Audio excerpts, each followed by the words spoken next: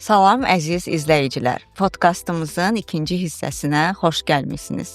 Birinci hissədə ABB Mobile tətbiqi ilə investisiya etməyə başlamağın yollarını, qeydiyyat prosesini və tətbiqin əsas funksiyalarını müzakirə etdik. Bu gün isə biz yenidən sizin suallarınıza cavab verəcəyik və əsasda daha dərindən suallarınızı cavablandırmağa çalışacağıq. Bu dəfəki mövzularda biz həmçinin investisiya dünyasına dair daha çox məqamı müzakirə edəcəyik. Bu məsələdə bizə kömək edəcək şəxs isə yenə də Elçin bəy olacaq. Elçin bəy, vaxt ayırıb bizimlə olduğunuz üçün sizə təşəkkür edirik. Başlayaq. Xoş gördük sizi yenidən, başlayaq. İnvestisiya etmək üçün ilk olaraq nə qədər kapitala ehtiyac vardır? Bu əslində çox yaxşı bir sualdır və bizim müştəriləri maraqlandıran ən çox verilən suallardan biridir. Məlumat üçün bildirim ki, ABB Mobile-da xarici bazarda minimal investisiyalar hal-hazırda $5 başlayır, amma müştərilər öz investisiya məbləğlərini müəyyən edəndə İlk növbədə gəlirlik və risk iştahasına diqqət yetirməlidirlər. Aydın məsələdir ki, az riskli və belə deyək, uzun müddətli investisiyalar daha çox kapital tələb edir. Çox riskli və gəlirliyi daha çox gözlənilən investisiyalara isə daha kiçik məbləğlə başlamaq olar. Bəs risklərə necə yanaşmalıyıq? Risk iştahımızı necə qiymətləndirməliyik? Risk iştahası hər kəs üçün individual bir məsələdir. Elə investorlar var ki, onların risk iştahası aşağıdır. Yəni onlar öz vəsaitlərinin belə deyək də çox kiçik bir hissəsini itirməyə hazırdırlar və bu investorlar üçün kapital bazarı bildiyiniz kimi onlara uyğunlaşdırılmış belə deyək məhsullar təqdim edir. Mən hal-hazırda istiqrazlardan danışıram, amma elə investorlar da var ki, onlar kiçik məbləğlə daha çox gəlir əldə etmək istəyir və sözsüz ki, o gəliri əldə etmək üçün də daha çox risk üzərinə götürməlidirlər. Həmin investorlar isə bizim platformada həm yerli bazarda, həm xarici bazarda, xüsusilə də ABŞ bazarında mövcud olan səhmləri diqqət yetirə bilər. Bəli, Elçin bəy, siz risk iştahasından danışdınız və belə bir məşhur termin var ki, trader psixologiyası. Bununla bağlı çoxlu kitablar, məqalələr, yəni internetdə tez-tez bundan rastlaşırıq. Mən bilmək istəyərdim ki, trader psixologiyası ilə risk iştahası arasında hər hansı bir bağlantı varmı? Çox maraqlı mövzuya toxundunuz Arzu xanım. Trader psixologiyası və risk iştahası arasında əlbəttə ki, çox sıx bağlantı var.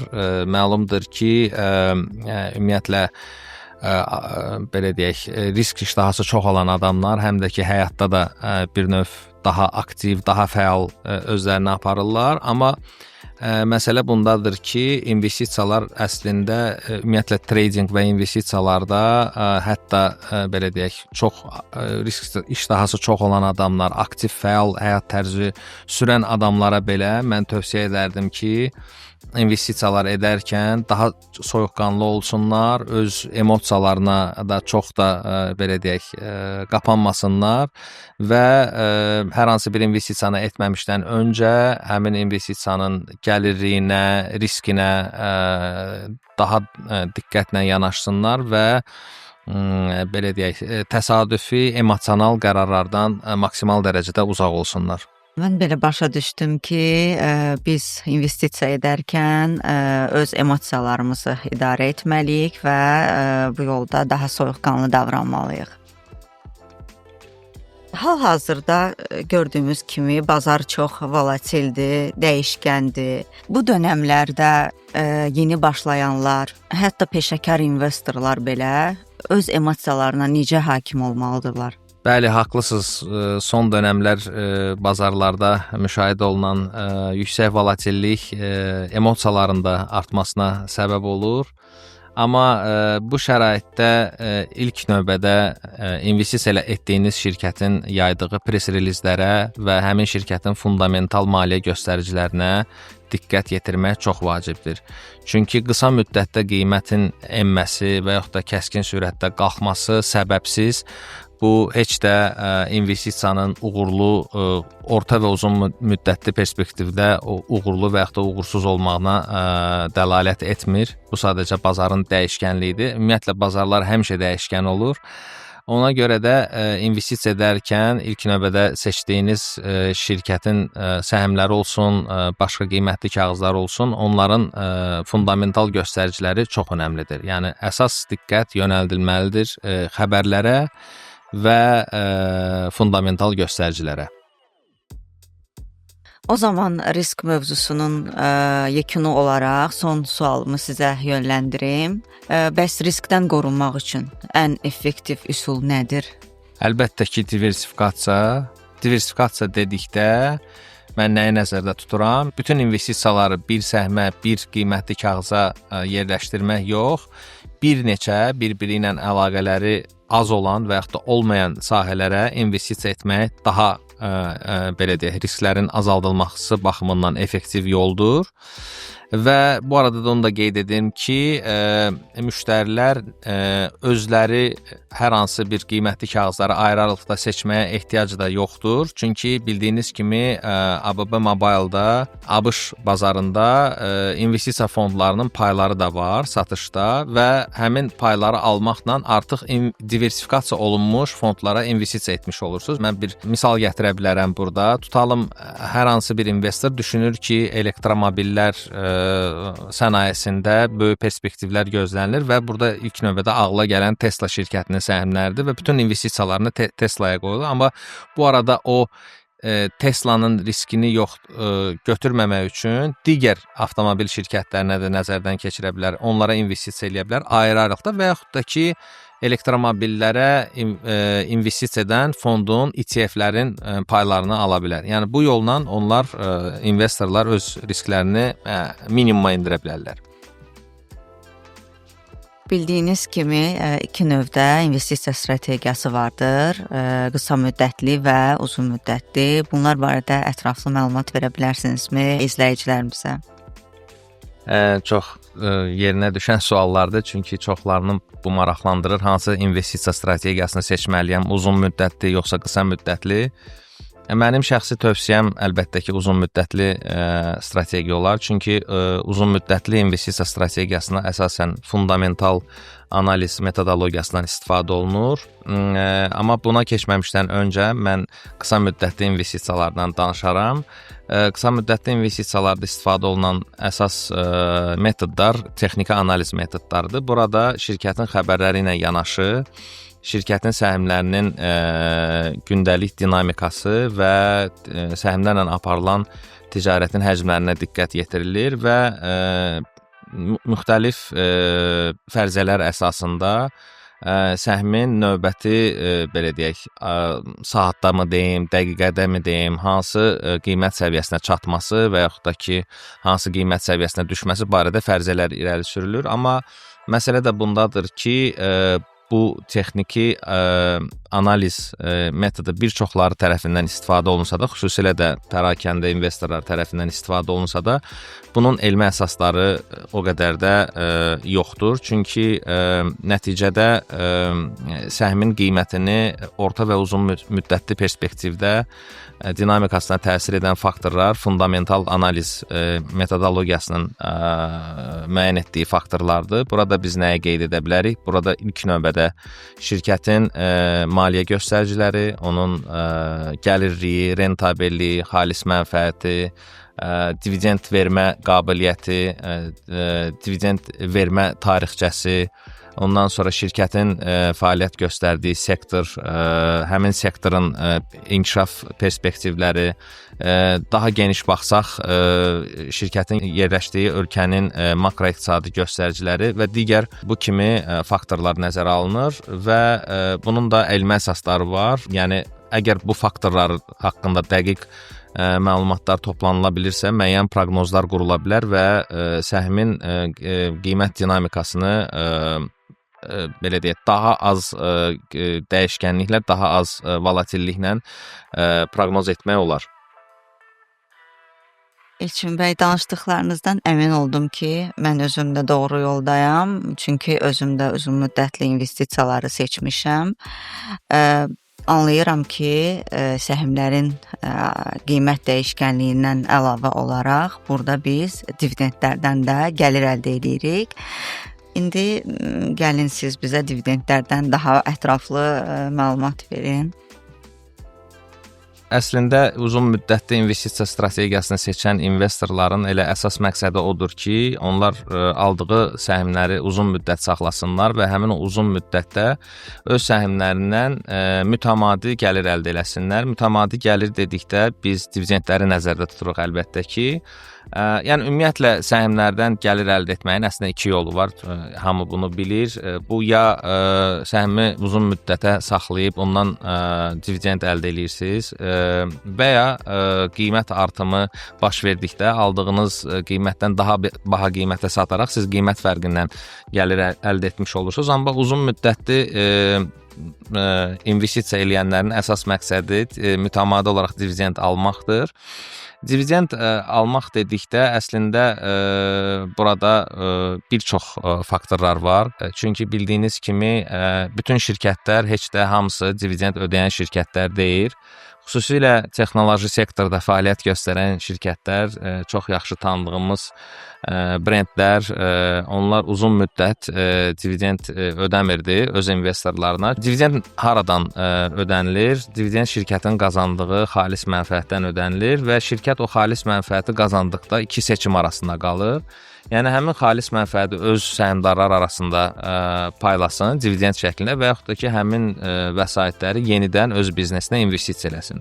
Və əgər şirkət öz həyat siklinin artım belə deyək, istiqamətindədirsə, onun biznesi çox rentabellidirsə və o qazandığı pulu daha yüksək belə deyək, faizlə deyək, rentabelliklə öz biznesinə investisiya eləyə bilirsə, həmin şirkət əlbəttə ki, dividend paylamaq əvəzinə xalis mənfəəti şirkətdə saxlayıb və biznesini daha da böyütməkdə maraqlı ola bilər. Amma əgər şirkət artıq belə deyək, inkişaf perspektivləri qısalıbsa və o qazandığı vəsaitləri, xalis mənfəəti öz biznesinə yatırmaqda bir o qədər maraqlı deyilsə, o bu halda başlayır artıq dividendlər verməyə. Mən burada bir misal çəkmək istəyərdim. Hamımızın yaxşı tanıdığı Facebook şirkətinin ana şirkəti olan Meta şirkəti uzun müddətdən sonra bir neçə il bundan öncə ilk dəfə olaraq tarixində dividend vermək qərarına gəlmişdir.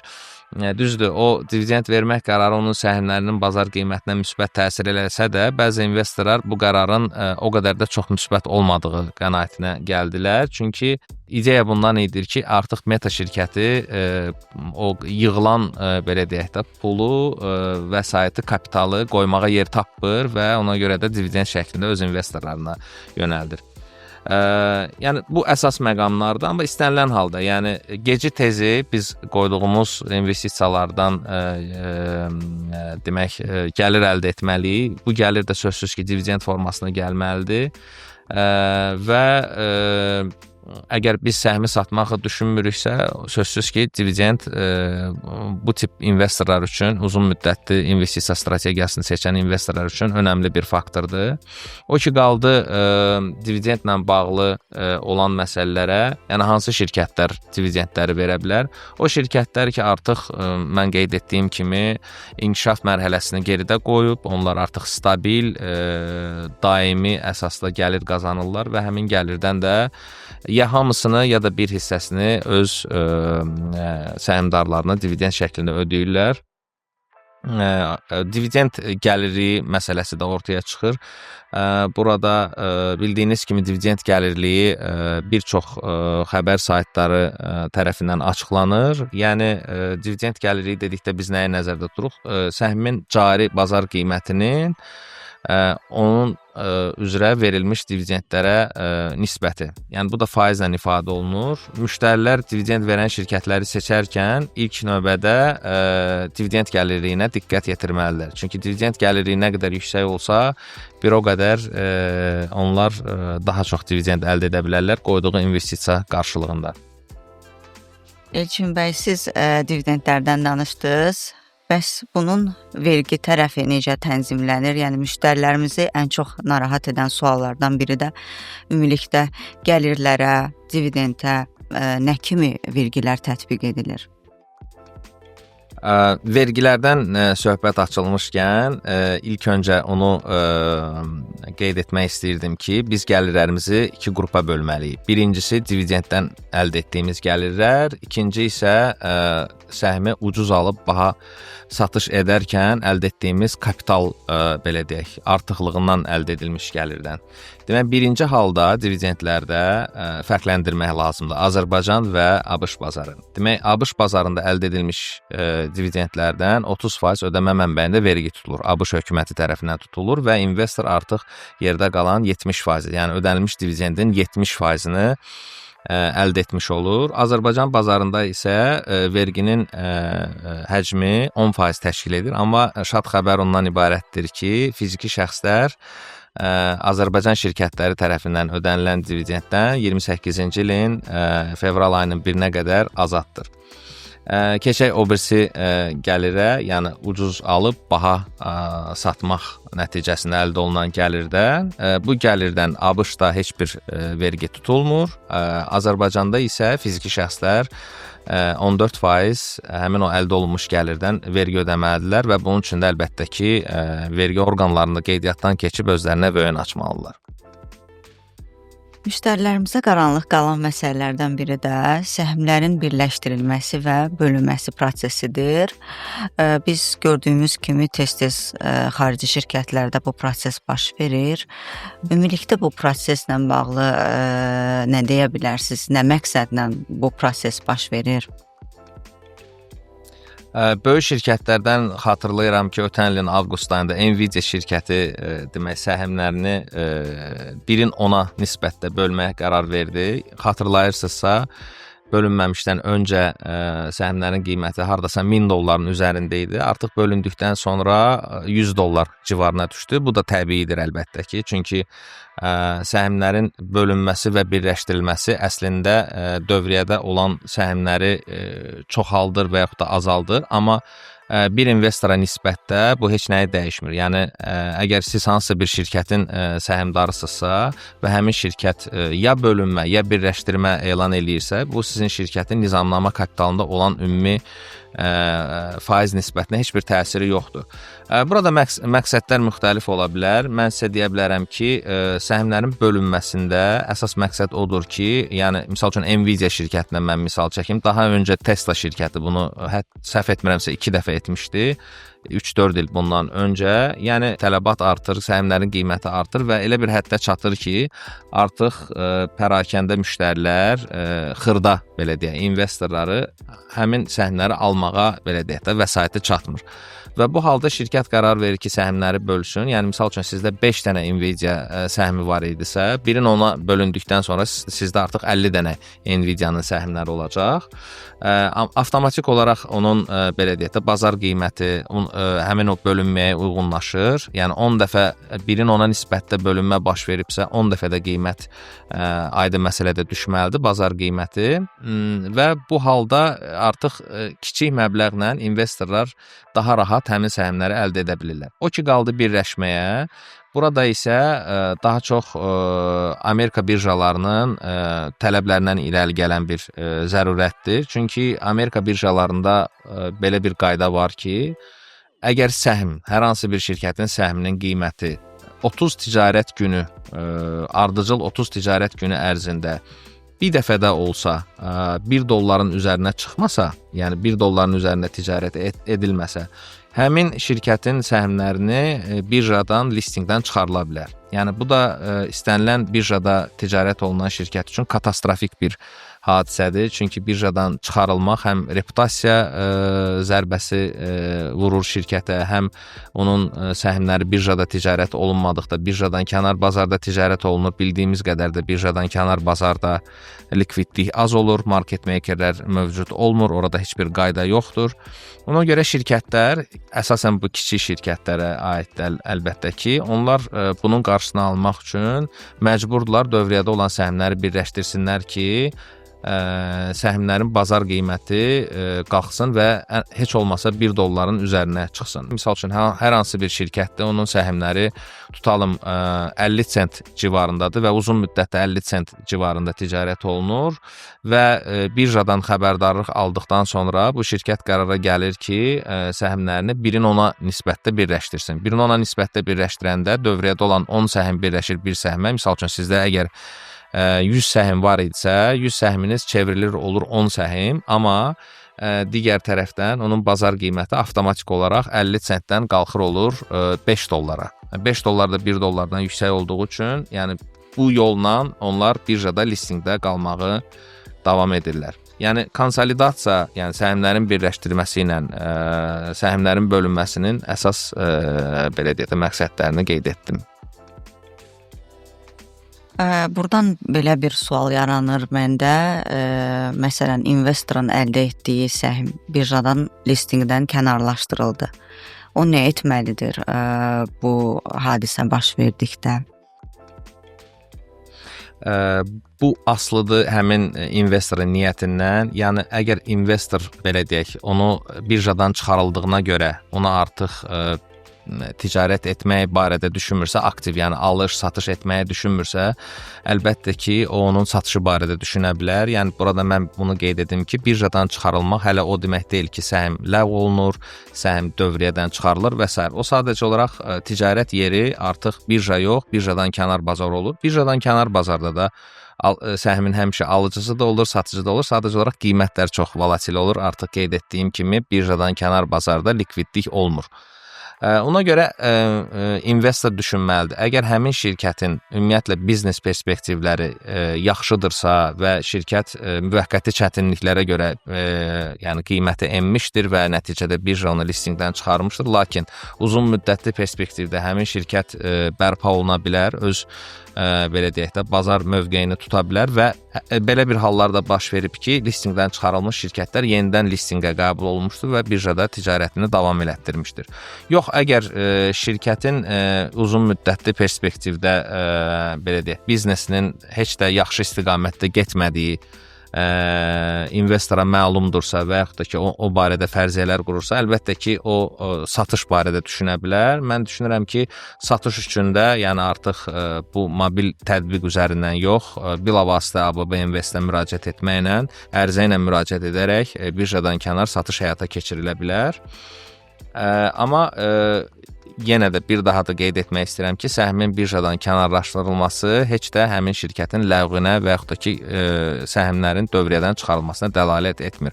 O, müştərinin, investorun hesabında qalır və nə qədər ki, həmin şirkət fəaliyyət göstərir, həmin səhmlər onun balansında qalacaqdır.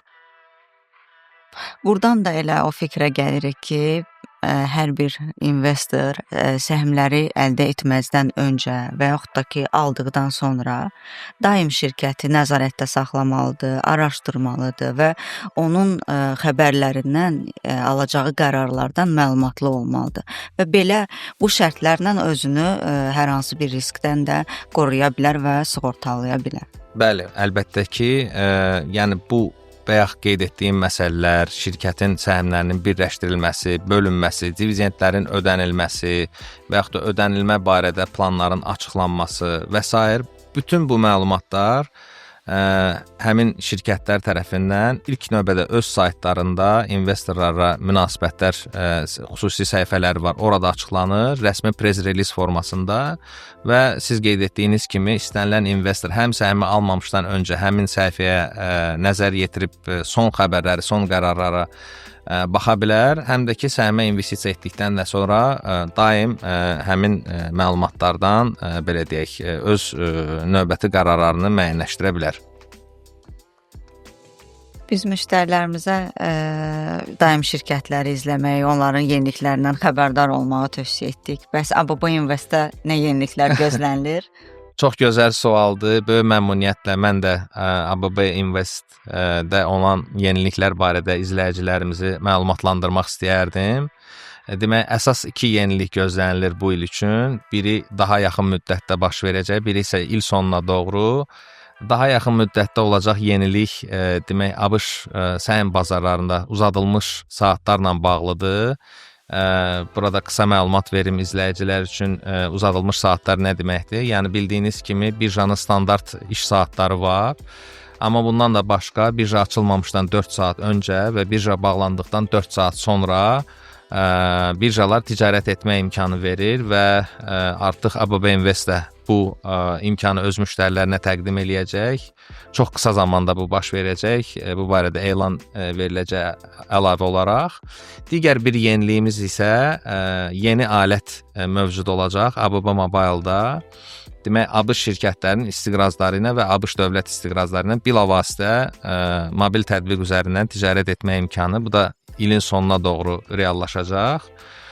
Burada söhbət 40.000 istiqrazdan gedir, müxtəlif şirkətlərin buraxdığı istiqrazlardan və sözsüz ki, ABŞ dövlət istiqrazlarından, hansı ki bizim daha konservativ müştərilər, yəni səhm riskini götürmək istəməyən, lakin sabit, stabil faiz gəliri əldə etmək istəyən müştərilərimizə üçün nəzərdə tutulur. Bax, bu iki yenilik olacaq bu il. İnşallah düşünürəm ki, müştərilər bu yenilikləri müsbət qarşılayacaq və aktiv istifadə eləyəcək həmin yeni təqdim olunmuş imkan və fürsətlərdən. Mən ümumiyyətlə investorlarımıza bizi sosial şəbəkələr üzərindən daim izləməyi tövsiyə edirəm. Çünki ABB Invest bu və digər yeniliklərlə öz müştərilərini daim sevindirəcək. Dəyərli fikirləriniz və təcrübəniz üçün çox sağ olun Elçin bəy. Gördüyünüz kimi investisiya dünyası heç də o qədər mürəkkəb deyil. Necə ki, bəzilərimiz düşünürük. Əsas odur ki, düzgün tərəfdaş seçəsiniz, bazarları başa düşəsiniz və məqsədlərinizə uyğun düzgün strategiyanı tətbiq edəsiniz. Yalnız bu yolla riskləri idarə edərək uğurlu investisiya qərarları verə bilərsiniz.